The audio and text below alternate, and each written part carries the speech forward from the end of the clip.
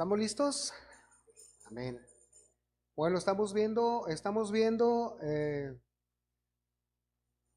tabernáculo. Hoy es nuestra clase o nuestra enseñanza número 9. Tenemos ya 2 meses, una semana, llevando adelante esta enseñanza del tabernáculo.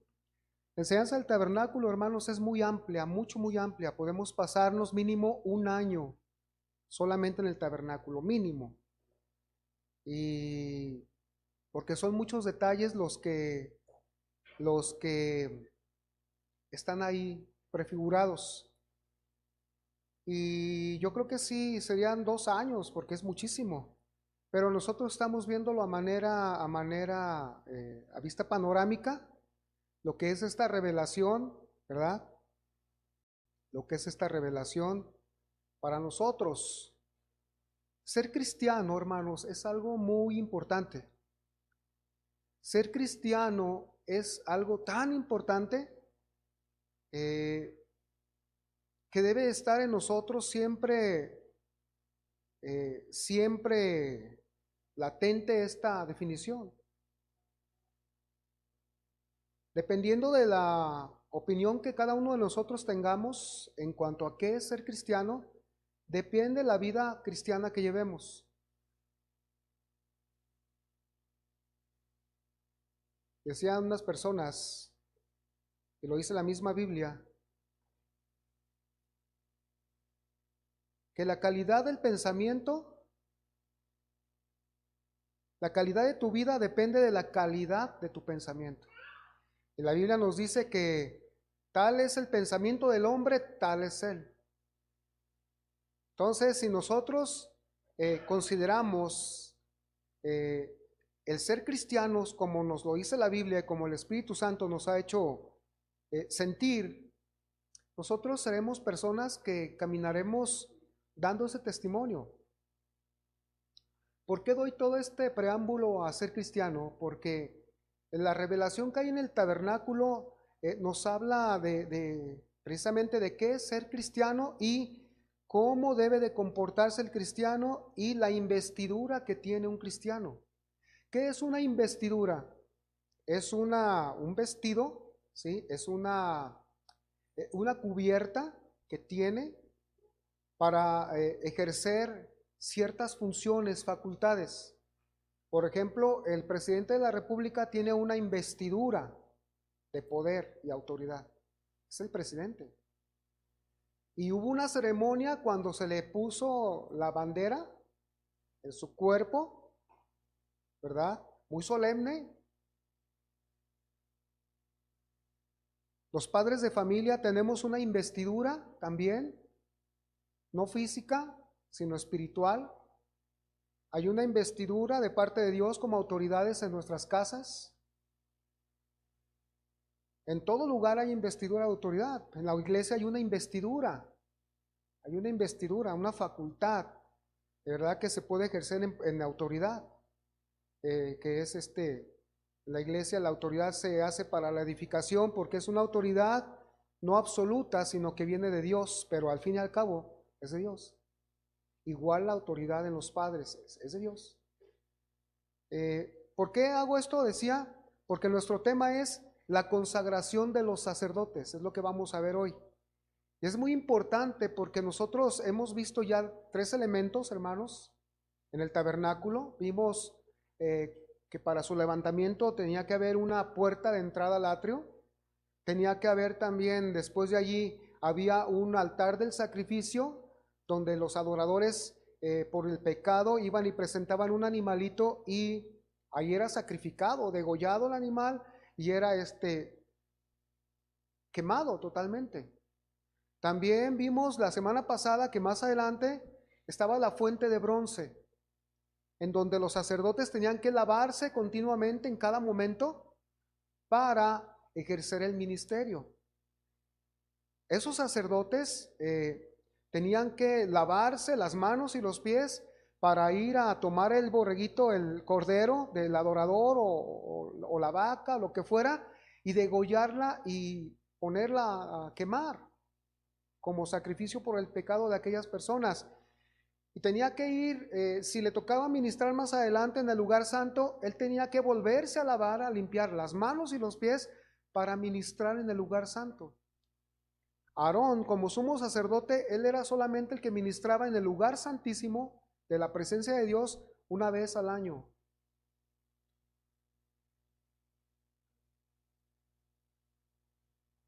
Y nosotros vimos este orden, hermanos, de afuera hacia adentro, para que aprender nosotros a través de esta revelación cómo debemos llegar o cómo se llega a la presencia de Dios y tener comunión con Él. ¿Sí?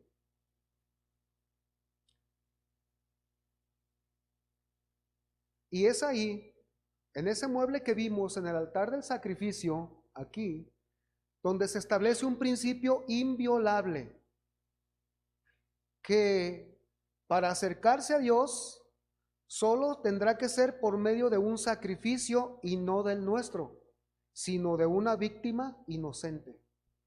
Toda persona que se quiere acercar a Dios necesita un sacrificio, pero no necesita sus sacrificios personales, sus obras propias, sus esfuerzos, su mentalidad no la necesita. Necesita ir, necesita acercarse a la puerta, que es Cristo, y ofrecer su sacrificio. Sea un animalito, en aquel tiempo era un animalito, y ahora el hombre tiene que acercarse a Dios por medio de un sacrificio que es presentar a Jesucristo como su sacrificio por él. Por eso cada vez que nosotros queremos elevarnos a Dios en adoración y alabanza por medio de su Espíritu, lo vamos a ver, estoy usando estas palabras con un propósito, nosotros nos acercamos a Él por medio de nuestro sacrificio, por eso decimos por medio de Cristo. Porque si nos presentamos así como venimos, en el estado en que venimos, algunos enojados, algunos molestos, algunos muy aprisa, ¿usted cree que pueda ser recibido nuestro sacrificio así? No. Ay, hermanos, ¿se está escuchando? No, es que esto es bien importante, hermanos, porque las iglesias en esto del siglo XXI y al paso de los años, la iglesia se ha desviado, los cristianos han perdido de vista cómo se debe uno acercar a Dios. Hemos perdido de alguna manera muchos detalles de nuestras vidas, cómo debemos acercarnos a Dios. Allá viene, en el nombre de Jesús, Señor, y aquí estoy, sale. Que acabo dice que soy santo en Cristo. Ay, soy santo en Cristo. No, no, espérense. No hay que correr con esas definiciones. Bueno, la pregunta que surge entonces, cuando vemos que en un altar de sacrificio hay que sacrificar a un animalito, es porque Dios estableció un sistema de sacrificios. Oye, hermano, pero ¿por qué Dios dijo que había que matar animales? El asunto es, o la respuesta es, que Dios estableció el sistema de sacrificios y disciplinas a manera de rituales para que eso fuera la sombra, o sea, imagen o copia de lo que vendría en el futuro. Esto quiere decir que cada ritual, cada sacrificio, cada detalle tendría su cumplimiento en Cristo y su obra de salvación en la cruz. Su obra de salvación en la cruz. Y otra pregunta, una pregunta más que puede surgir es, ¿y quién se va a encargar de ministrar todo esto? Y no debe quedar de lado el factor humano, Dios lo tenía bien presente, y para eso Él eligió a los sacerdotes. El pueblo no podría entrar ahí, a entrar arriba y para abajo, no, tendría que ser personas que Dios designa, dice los sacerdotes.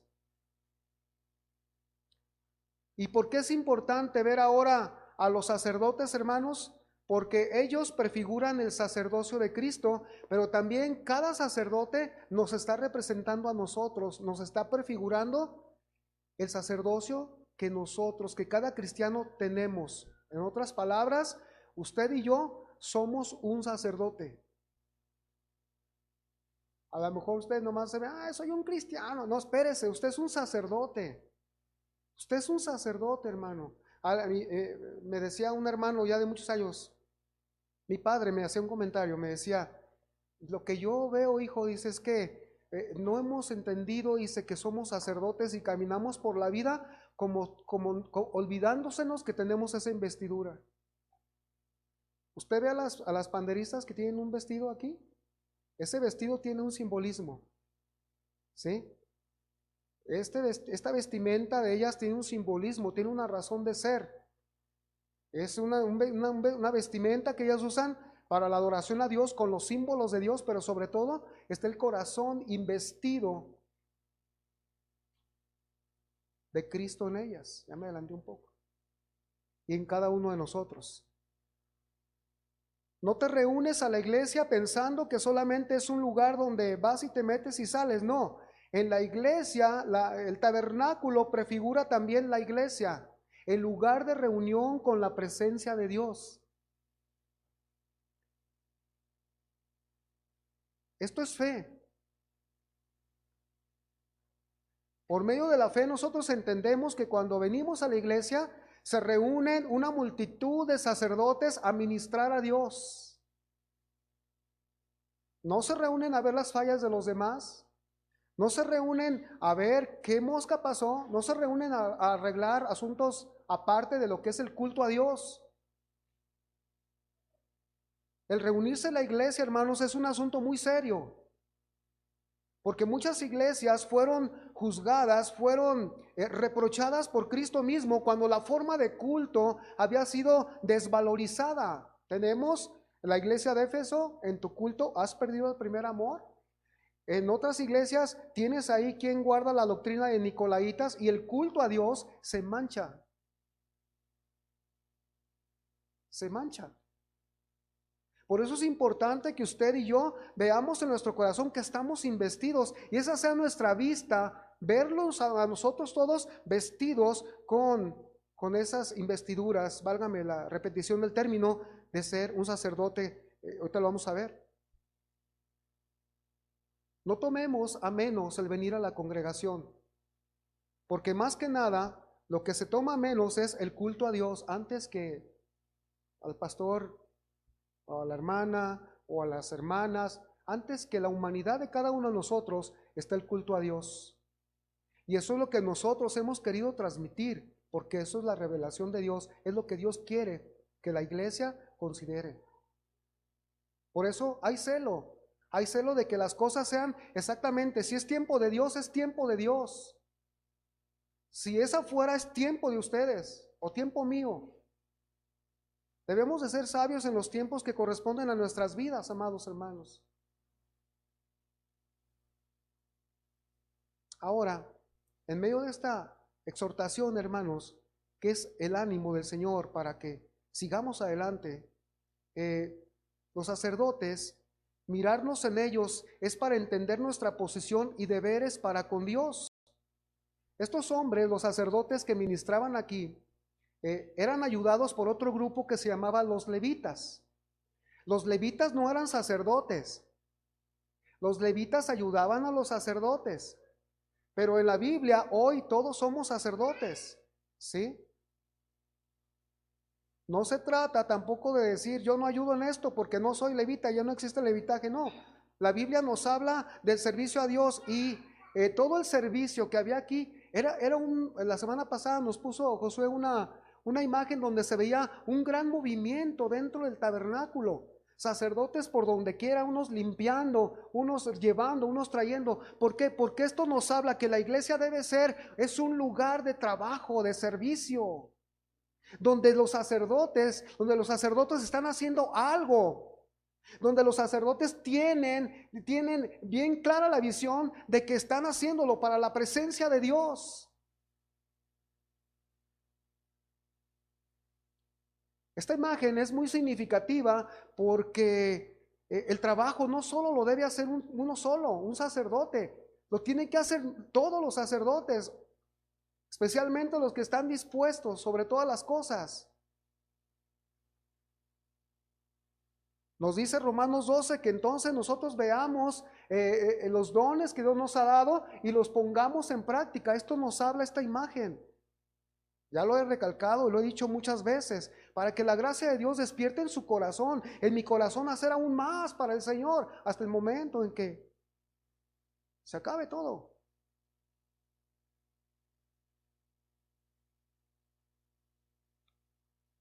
Estos sacerdotes y levitas tenían por misión ayudar al pueblo a entender su relación con Dios.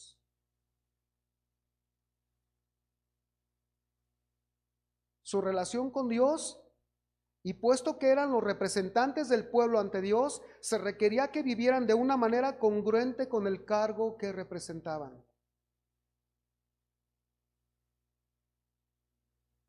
O sea, debían de vivir como sacerdotes. Y aquí en la Biblia, hermanos, la consagración de los sacerdotes es mencionada cuando ya se ha terminado el tabernáculo, pero nosotros la vamos a ver hoy porque los vamos a ver ministrando en el lugar santo y el sumo sacerdote en el lugar santísimo en postreros estudios. Y en este modelo del tabernáculo terrenal, lo primero que nosotros vamos a ver es la manera en la que se llega a ser sacerdote. La pregunta, ¿qué se necesita para ser un sacerdote de Dios? Éxodo 28:1. Comenzamos. Harás llegar delante de ti a Aarón tu hermano, dice Dios a Moisés, y a sus hijos consigo, de entre los hijos de Israel, para que sean mis sacerdotes, a Aarón y a Nadab, a Abiú, Eleazar e Itamar, hijos de Aarón. Cuando nosotros miramos el texto, hermanos, lo primero que nos damos cuenta que lo que se necesita para ser un sacerdote es pertenecer a la descendencia de Aarón. Allí se ve, estamos viendo lo literal. Y Aarón fue llamado el sumo sacerdote, pero sus hijos iban a ocupar solo el cargo de solo sacerdotes. Y el llamado a ser sacerdotes, Dios ya se lo había dicho a todo el pueblo. En Éxodo 19:6 dice, y vosotros me seréis un reino de sacerdotes y gente santa. Estas son las palabras que dirás a los hijos de Israel. Pero ahora, hermanos, en el Nuevo Testamento los contrastes son diferentes. Hay muchos. Este es un tipo de sacerdocio, pero ahora en el Nuevo Testamento la iglesia como nuevo pueblo de Dios muestra que las cosas son superiores a este tipo de sacerdocio. Primero, se tenía que ser descendencia de Aarón, del sumo sacerdote. Pero en el Nuevo Testamento nosotros somos descendencia ya no de un humano como Aarón. Nosotros somos descendientes de un sumo sacerdote, no como Aarón. Nosotros descendemos de un sumo sacerdote eterno, descendemos de Cristo. Por eso somos de la descendencia aptos, llamados a ser sacerdotes, porque nuestro sumo sacerdote, de él venimos y somos hijos de Dios en él. Fíjese qué glorioso. Y luego, segundo, somos una nueva clase de sacerdotes, no como esta, de un orden terrenal donde terrenalmente tomaban un animal y cosas físicas. Nosotros somos sacerdotes, una nueva clase, una clase de sacerdotes de orden celestial, porque ministramos las cosas espirituales. Ministramos las cosas espirituales y nosotros, hermanos, lo hacemos de la mano de nuestro sumo sacerdote. Así como los sacerdotes estaban dependiendo de la organización que tenían a partir del sumo sacerdote, nosotros partimos de lo que el sumo sacerdote nos dice hacer en cuanto a los sacrificios espirituales que nosotros hacemos. Cristo.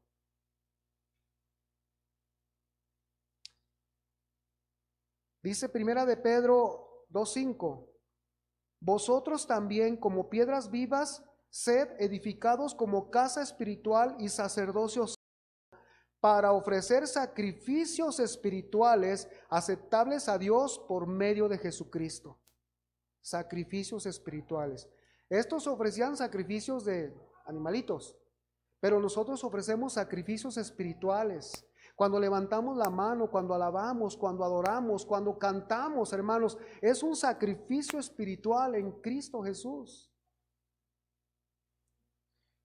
En la palabra de Dios para todos, este versículo se lee así: ustedes también son como piedras vivas que Dios utiliza para construir un templo espiritual. Ustedes sirven a Dios en ese templo. ¿De qué templo está hablando? La iglesia. Nosotros. Dios los utiliza, dice, Dios los utiliza en ese templo, dice,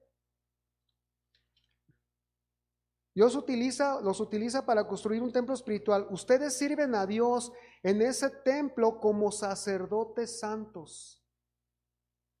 Y por medio de Jesucristo ofrecen sacrificios espirituales agradables a Dios.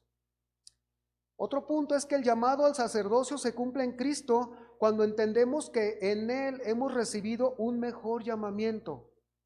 No fuimos llamados como aquella nación para seguir terrenalmente en ese desierto. Fuimos llamados con un llamamiento de altura, vamos a ponerlo así, de altura.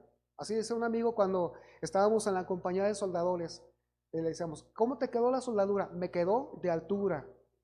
Y quería decirnos que había quedado, le había quedado de lujo, de lo mejor, ¿sí? Así que somos un sacerdocio de altura. Primera de Pedro 2:9. Mas vosotros sois linaje escogido, o sea, la iglesia, usted y yo, real sacerdocio. ¿Qué somos? Somos sacerdotes del rey. Esa es la expresión, real sacerdocio. Sacerdotes del rey. ¿De cuál rey? Del rey de todos los siglos, de Dios. Real sacerdocio, nación santa, pueblo adquirido por Dios, para que anunciéis las virtudes de aquel que os llamó de las tinieblas a su luz admirable. De esta manera se llega a ser sacerdote para Dios.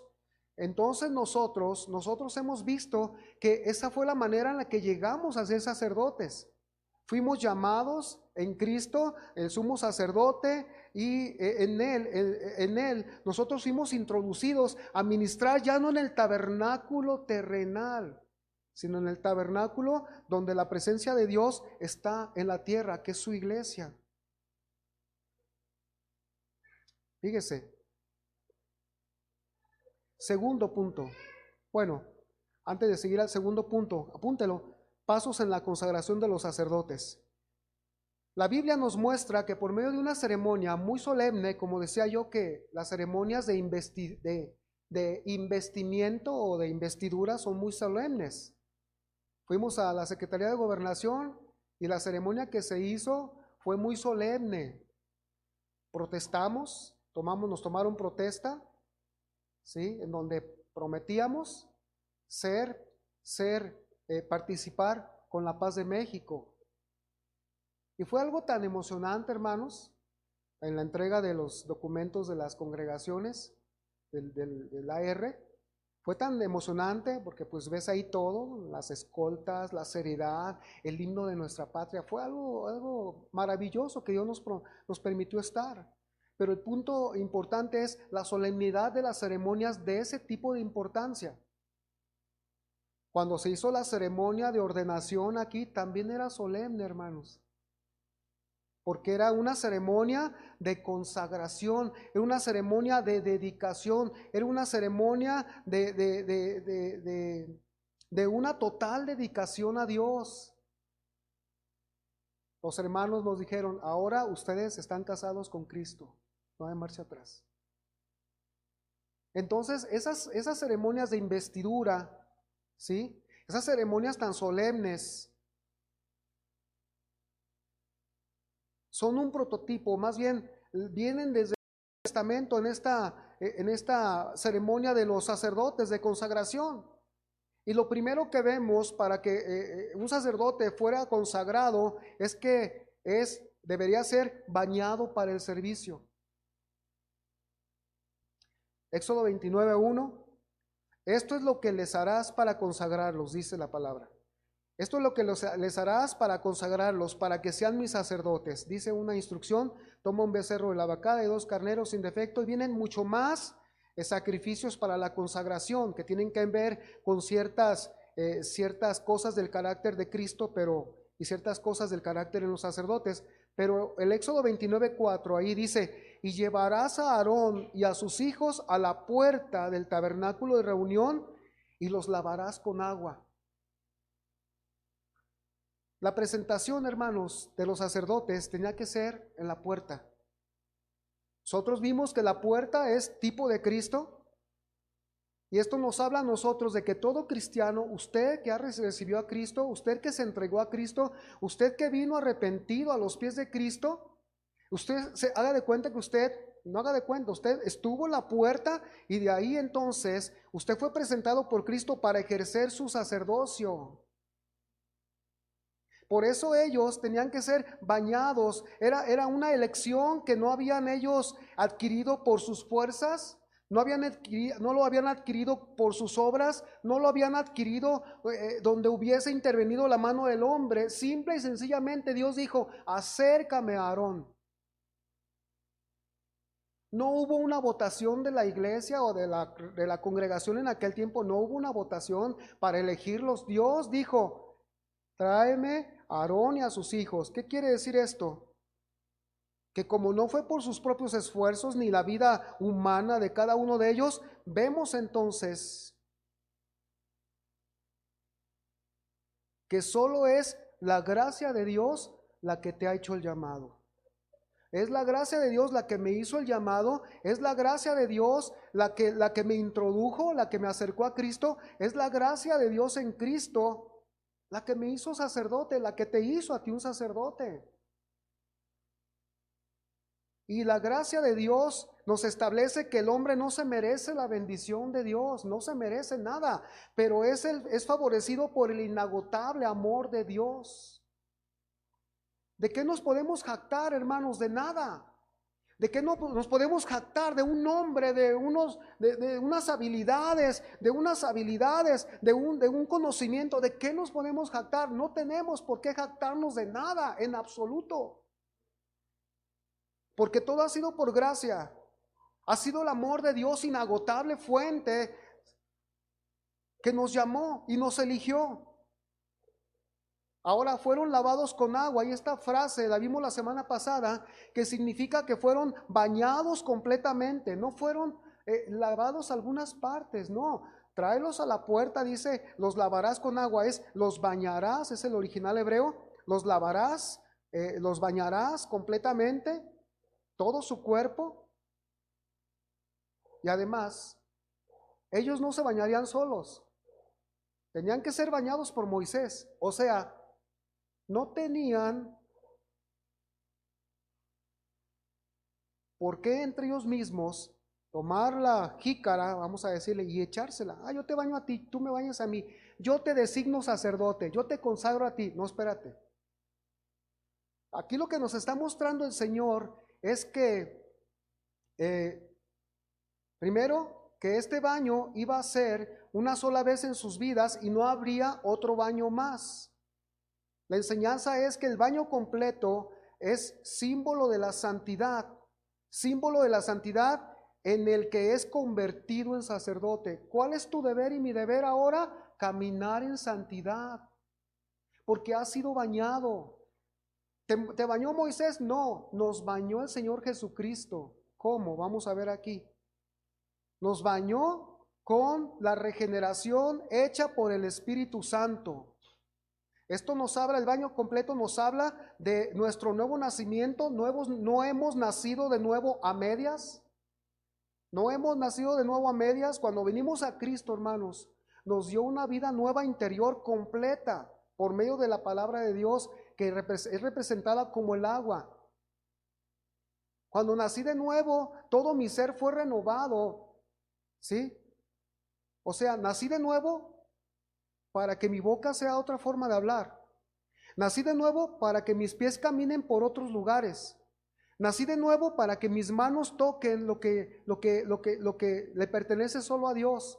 Nací de nuevo para que mis ojos miren solamente lo que le pertenece a Dios. Nací de nuevo para que mi alma fuera santificada y solo diera culto a Dios.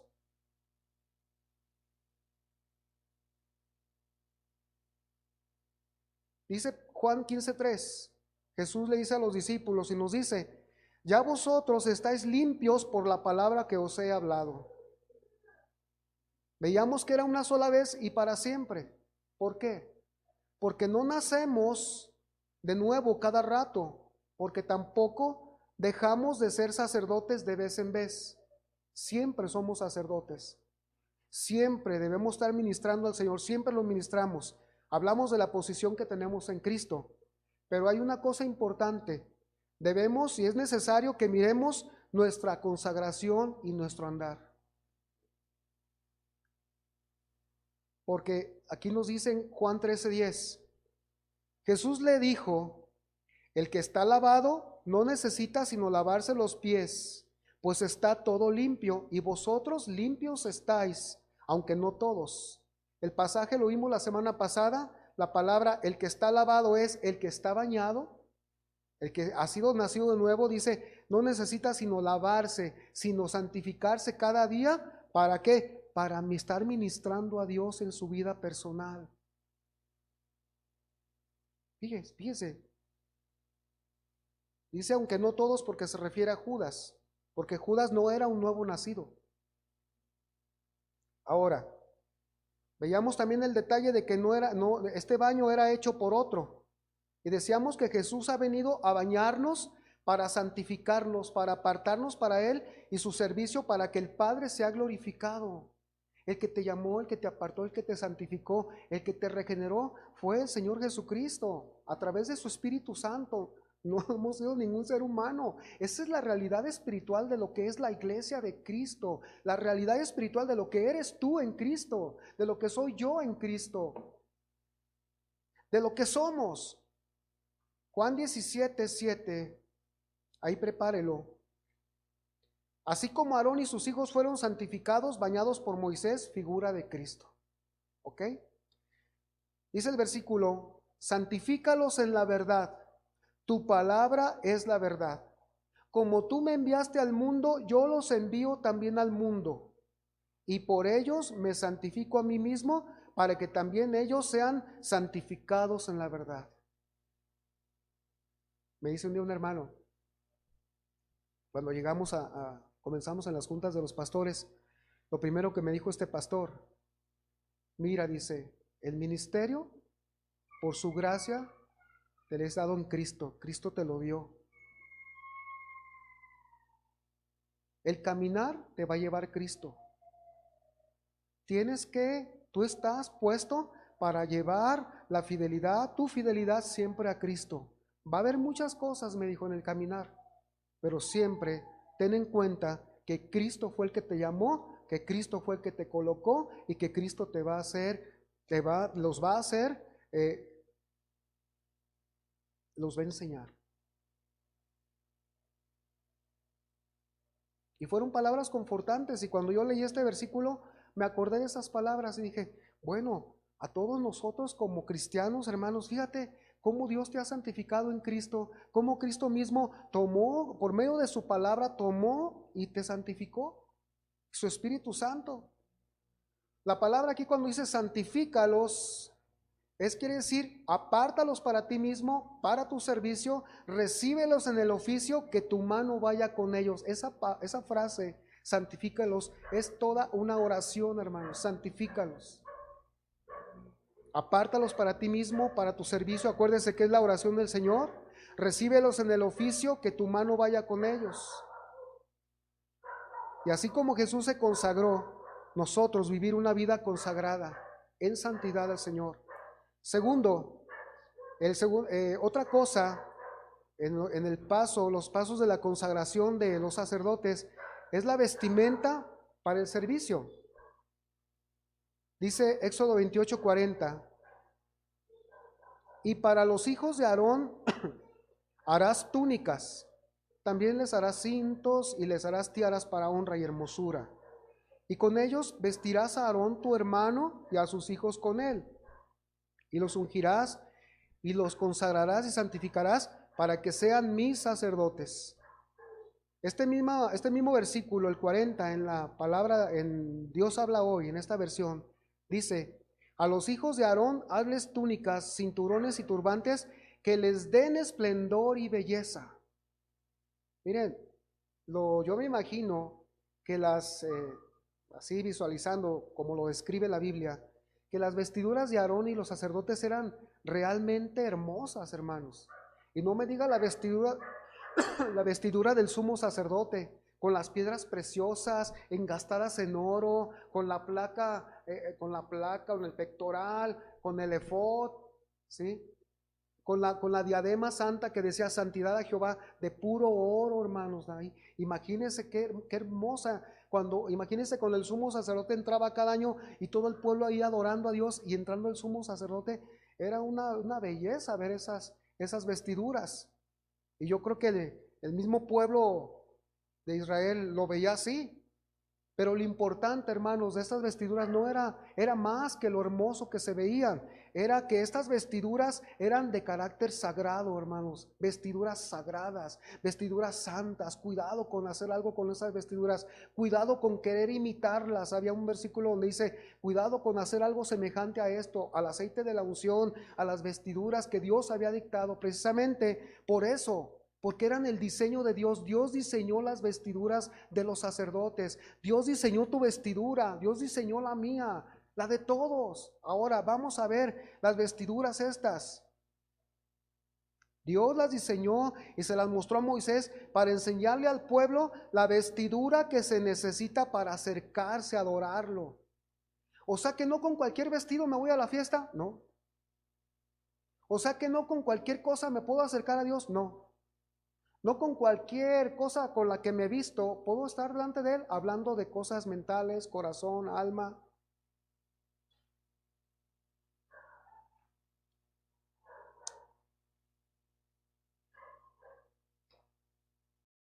Entonces, sagradas.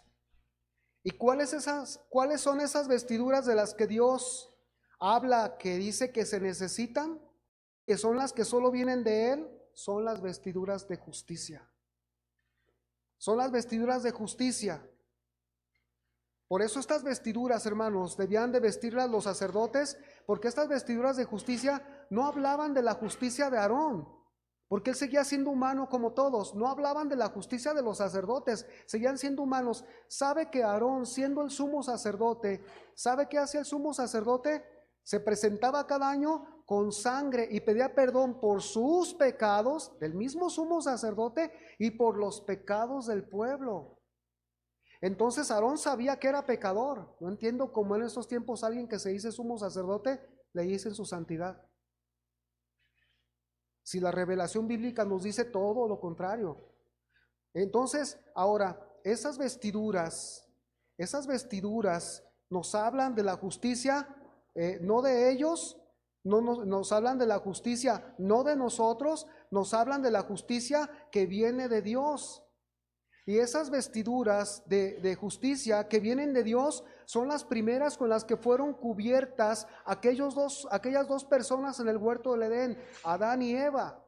Cuando hubo la necesidad del episodio, cuando cometieron pecado e inmediatamente se vieron desnudos y hubo la necesidad de ponerles una nueva vestidura, pero lo primero que hicieron ellos, se inventaron su propia vestimenta personal.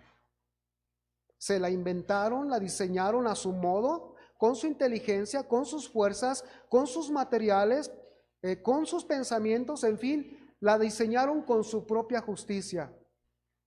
Se tomaron medidas. Este delantal me queda bien. Sí, yo creo que con este diseño mío puedo acercarme a Dios. ¿A qué voy con decir esto? Que no me puedo acercar con lo mío, hermanos. No te puedes acercar con lo tuyo, no. Nos debemos acercar con la justicia que ahora tenemos en Cristo, por eso podemos acercarnos. ¿Quién de nosotros puede acercarse así como estamos? No, hermanos, nadie. Nadie podemos. Pero lo hacemos porque estamos cubiertos por la justicia del Señor Jesucristo, por la justicia de Dios. Por eso es que podemos nosotros ministrar a Dios en espíritu y verdad. Si es que vienes a ministrarlo en espíritu y verdad. Si es que venimos. Ahora,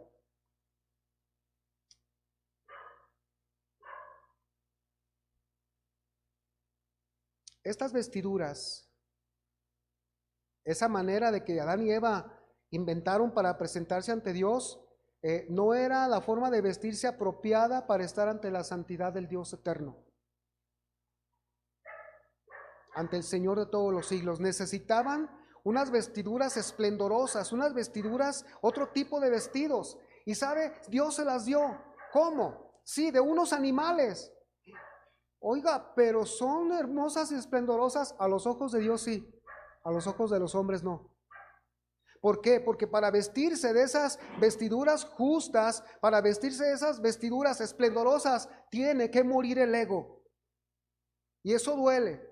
Por eso vestirse de esa justicia significa despojarnos de nuestra justicia propia y decirle al Señor, necesito tu justicia, Señor, no lo mío. No puedes acercarte, hay gente que quiere acercarse a Dios y dice, bueno, me acercaré cuando ya cambie un poco. O sea que cuando inventes otro diseño de tu propia vestidura, no, tienes que venir con tus harapos morales, tienes que venir con tu misma forma de pensar decadente, vente así. Porque la misma palabra dice que no hay justo ni aún uno, ni quien aún busque a Dios, hay decadencia mental. Con todas esas fallas, con todas esas deficiencias, lo único es abrir el corazón y venir para que te quiten esas vestiduras y te pongan las de otro, me pongan las de otro, que ya nos lo puso el Señor, ya nos la puso Dios en Cristo, ya fuimos revestidos de Cristo. Pero estoy hablando de las personas que también quieren ser sacerdotes y la bendición que tenemos a través de Cristo. Ahora, Génesis 3:21 dice, y Jehová Dios hizo al hombre y a su mujer túnicas de pieles y los vistió. ¿Qué hubo necesidad? ¿Qué necesidad hubo? ¿Las tomó del armario? ¿Ya estaban hechas? No, tuvo que haber un derramamiento de sangre desde el huerto del Edén y matar esos animales inocentes que prefiguran la muerte de Cristo para que con esas pieles ponérselas a Adán, ponérselas a Eva y de una manera digna, apropiada, pudieran presentarse nuevamente ante el Dios creador de sus vidas. El sacerdote, vestimentas para el servicio.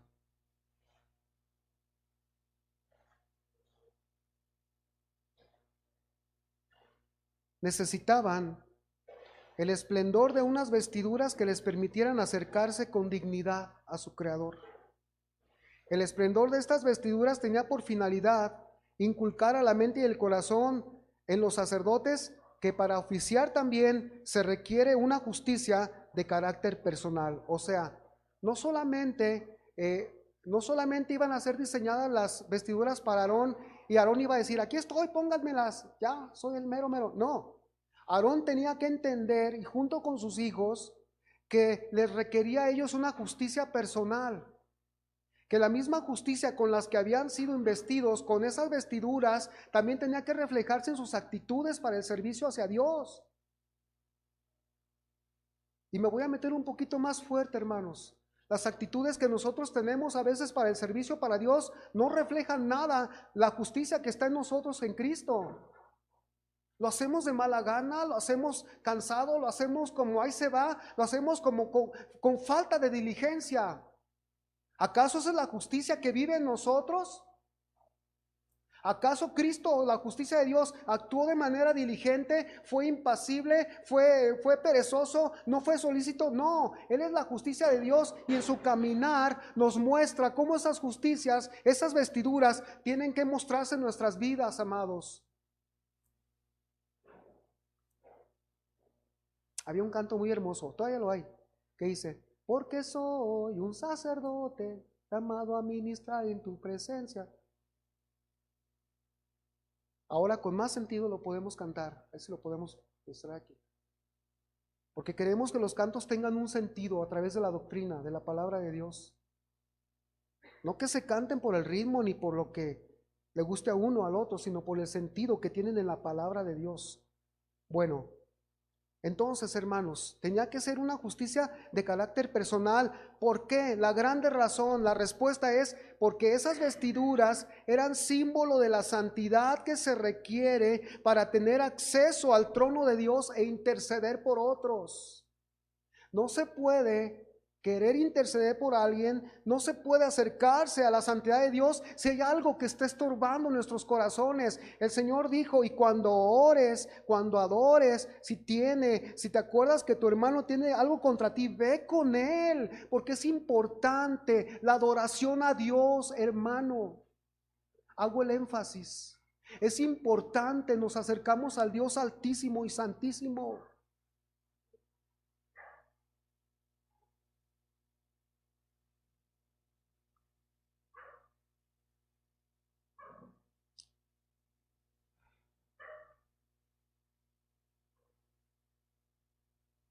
En estas vestiduras,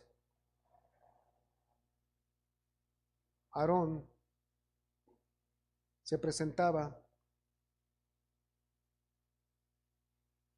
ante Dios. Y en estas vestiduras vemos la posición de honra, ahora como cristianos justos ante Dios, pero también la manera en la que debemos vivir. Por eso tenemos Romanos 5:1.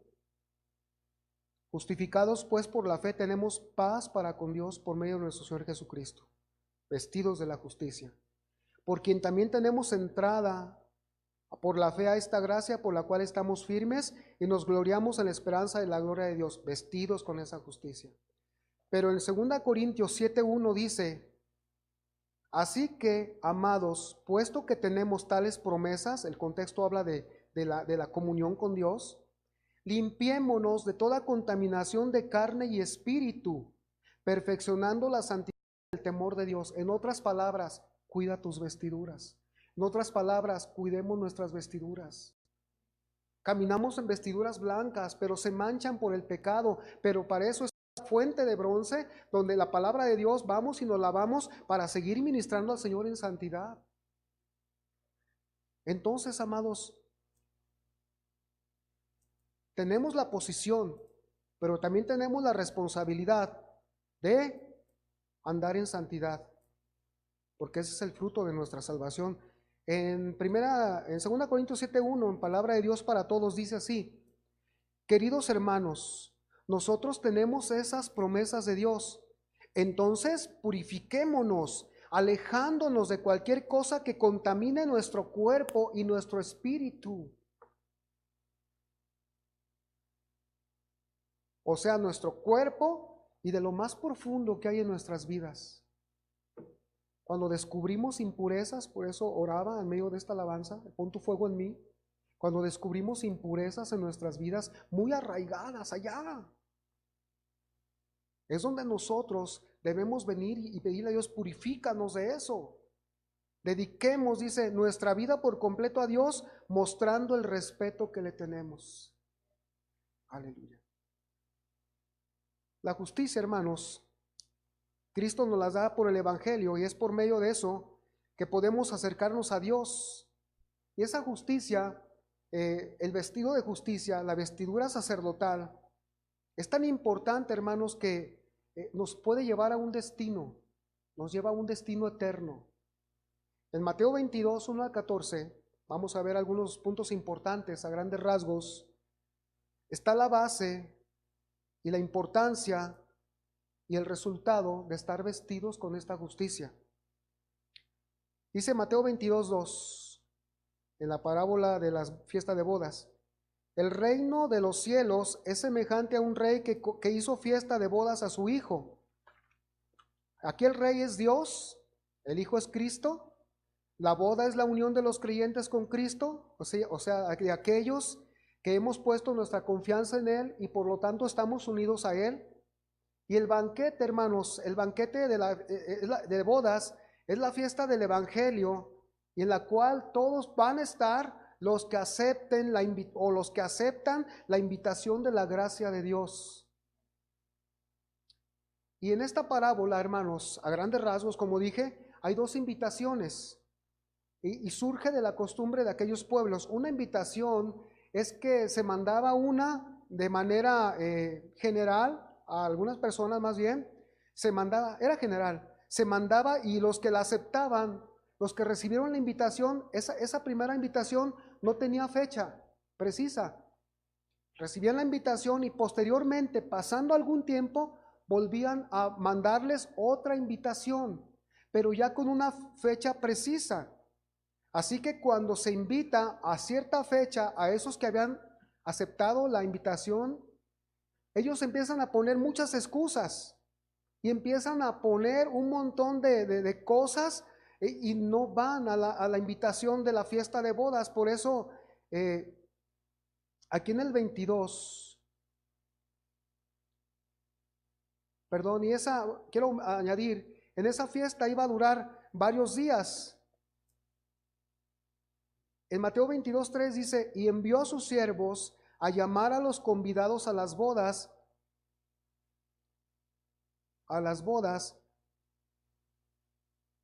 mas estos no quisieron venir.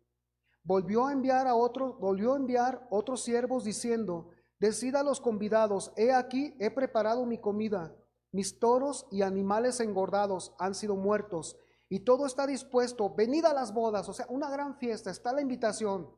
El Señor está dándoles esta parábola a aquel pueblo de Israel que estaba cerrado su corazón. Pero luego en esta parábola, en el versículo 5 dice, mas ellos sin hacer caso se fueron, uno a su labranza y otro a sus negocios, o sea, a lo que les interesaba. No hicieron caso de la invitación. Y como resultado del rechazo, en el versículo 7 dice, al oírlo el rey se enojó y enviando sus ejércitos destruyó a aquellos homicidas y quemó su ciudad. Entonces dijo a sus siervos, las bodas a la verdad están preparadas, mas los que fueron invitados no eran dignos. Acto seguido, hermanos, el rey envía a otros siervos y les dice que vayan por los caminos, a quien se encuentre invítalo a la boda, a la gran fiesta. Y dice que muchos vinieron a la fiesta. Y se refiere, aquí se refiere a los gentiles, se refiere a los pobres, a los mancos, a los enfermos, a los que tenían una necesidad y respondían a la invitación. Ven a la fiesta de boda. No, sí voy gratis, vámonos, yo quiero ir a esa fiesta de bodas del rey. Hablando del pueblo de Israel, hablando de los que oyen también la invitación hacia Dios, de Dios. Dice, entonces dijo a sus siervos, versículo 8, dice, sí,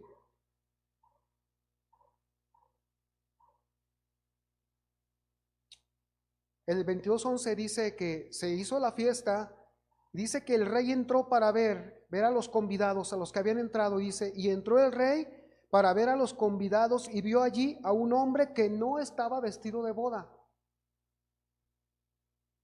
Había una costumbre también, cuando se invitaba a la boda, a la fiesta de bodas, en la puerta y antes de que llegaran, o al entrar allá a la puerta, se les daba un vestido. ¿Sabes qué? Esta es la vestimenta que vamos a usar aquí. Aquí está tu traje. Aquí está tu traje a cada uno. Y ese se ponían el traje y entraban a la fiesta, a la boda. Y dice que ahí vio a alguien que no tenía ese vestido.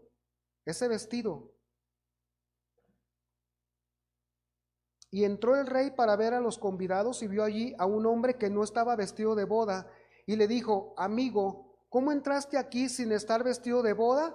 Mas él enmudeció.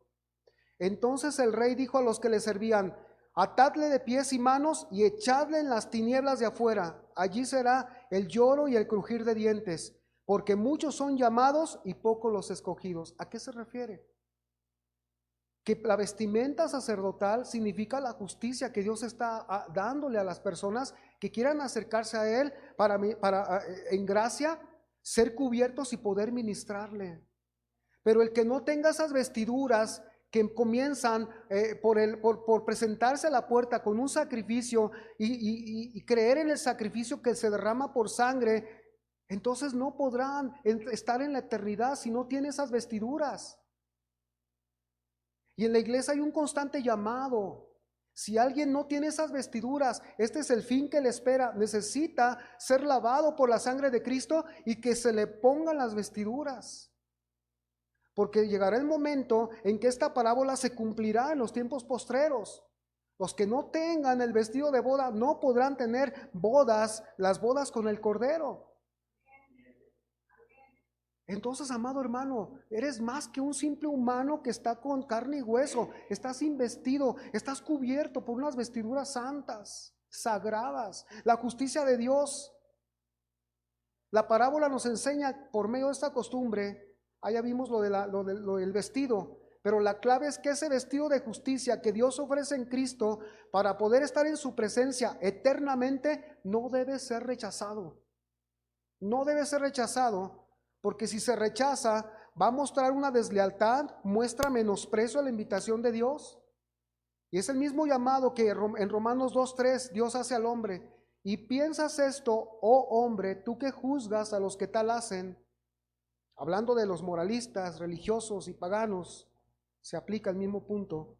Y haces lo mismo, que tú escaparás del justo juicio de Dios.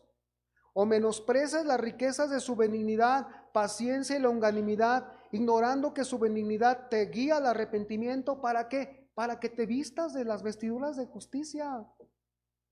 Entonces, las personas que rechazaron la invitación estaban menospreciando las riquezas de la benignidad, de la paciencia de aquel rey y aún del deseo del rey de tener la comunión con esas personas.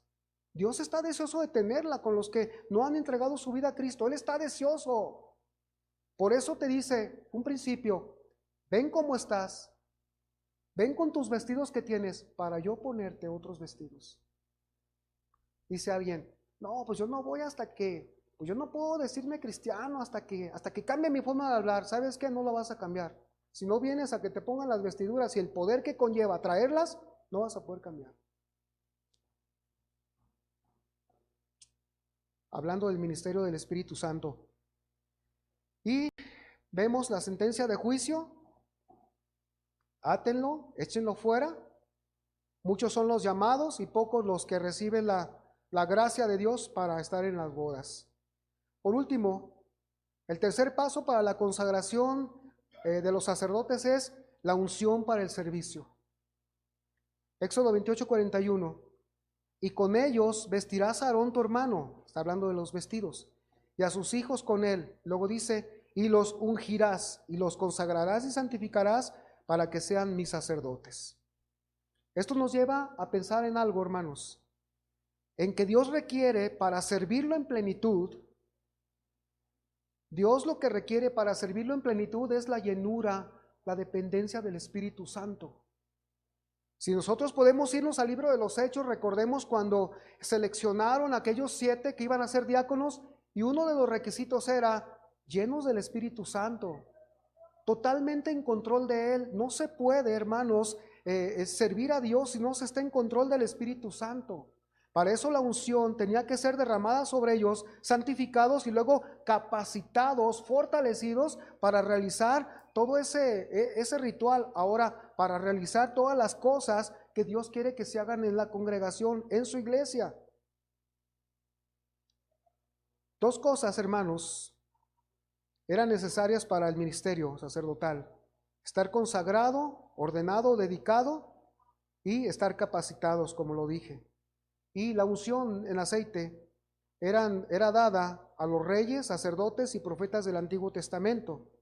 Pero el cristiano, hemos sido ungidos con la presencia del Espíritu Santo para que ejerza su ministerio sacerdotal las 24 horas del día. No hay que esperar como en aquellos tiempos a ministrarlo. Podemos entrar a cada hora, pero también podemos tener las fuerzas para servirlo. Las fuerzas para perfeccionar nuestro servicio hacia Dios, hablando de la congregación.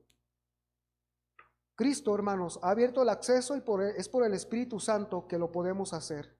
Hebreos 4:16. Acerquémonos pues confiadamente al trono de la gracia para alcanzar misericordia y hallar gracia para el oportuno socorro.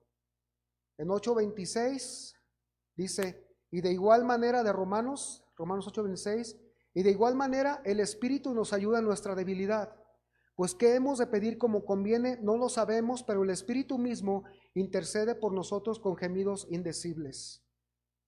Mas el que escudriña los corazones sabe cuál es la intención del Espíritu, porque conforme a la voluntad de Dios intercede por los santos. Efesios 2:18, porque por medio de él, los unos y los otros, tenemos entrada por un mismo Espíritu al Padre. Si no dependemos, tenemos la unción, hermanos. El Espíritu Santo no da la unción, Él es la unción.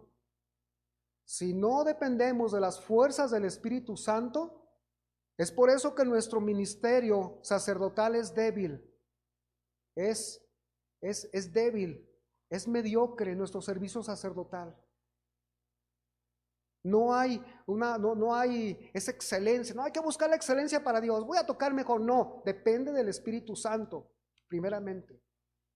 Dependamos de la comunión con Él, porque Él es nuestra ayuda en la oración. Él es nuestra ayuda en la oración, porque hay muchas cosas todavía que nos jalan hacia abajo, como Romanos 7 nos lo dice. Nos jalan a la esclavitud de la carne, de la pereza, de la flojera, de la apatía.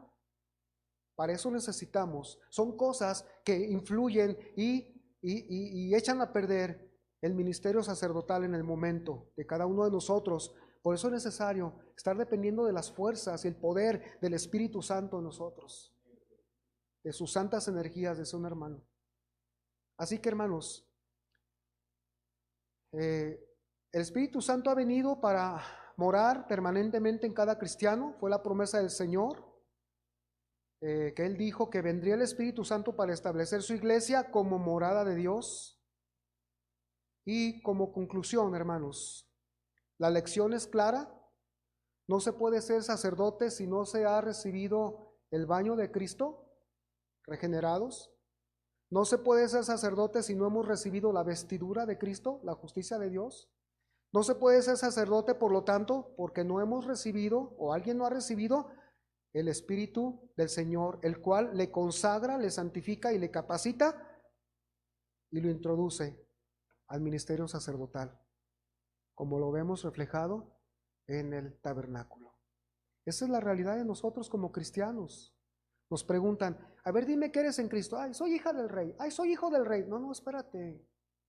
Esto va más allá que simples declaraciones. Es un estilo de vida espiritual y un estilo de vida moral. Moral. Póngase de pie, hermanos, vamos a dar gracias. Dice Tito 3:5, dice, nos salvó no por obras de justicia que nosotros hubiéramos hecho, sino por su misericordia, por el lavamiento de la regeneración y por la renovación en el Espíritu Santo, el cual derramó en nosotros abundantemente por nuestro Señor Jesucristo. Hechos 2:32 y 33, final. A este Jesús resucitó Dios, de lo cual todos nosotros somos testigos. Así que, exaltado por la diestra de Dios y habiendo recibido de Él la promesa del Padre, la promesa del Espíritu Santo, ha derramado esto que vosotros veis y oís. Lleves esa palabra en su corazón. Soy sacerdote, estoy vestido, cierre sus ojos, estoy vestido con las vestiduras de justicia, estoy lavado, estoy bañado, estoy santificado y su Espíritu Santo mora en mí para estar ministrando sacrificios espirituales a mi Dios, intercediendo por las necesidades de otros. Padre, gracias esta mañana, Señor, por tu palabra. Sabemos, Señor, que en esta oración, Señor, no son simples palabras porque tú estás detrás, Señor, llevando nuestras peticiones desde nuestro corazón, Señor. Nuestro agradecimiento desde nuestro corazón. Gracias porque has mantenido esta iglesia, Señor. Es tuya, tú la levantaste. Tú los elegiste, Señor. Tú nos elegiste a todos, Señor. Estamos aquí no porque haya sido la voluntad de un hombre, Señor. Estamos aquí porque ha sido tu voluntad, Señor. Y en esa voluntad hoy nosotros descansamos. Purifica nuestros corazones, Señor, de apatía. Purifica nuestros corazones de desgano. Purifica nuestros corazones, Señor, de deslealtad, Señor. Señor, queremos serte fieles en nuestro ministerio sacerdotal que nos has dado a través de Cristo. En el nombre de Jesús. Amén.